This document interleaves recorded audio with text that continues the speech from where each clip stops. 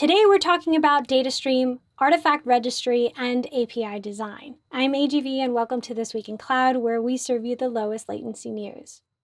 On top of all that data announcements from last week, we've also launched Data Stream in preview.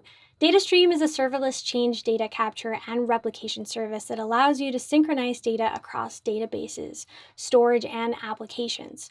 Creating a stream captures data changes from sources like Oracle and MySQL and stores it in cloud storage, where you can use Dataflow to transform the data to however you need. Try it out today and stay tuned for even more supported data sources soon.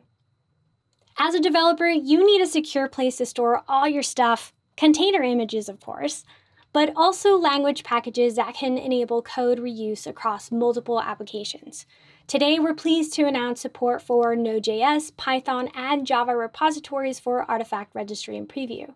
Now you can not only secure and distribute container images, but also manage and secure your other software artifacts. If you're looking to develop, run, and secure applications across your hybrid and multi-cloud environments, look no further than Anthos.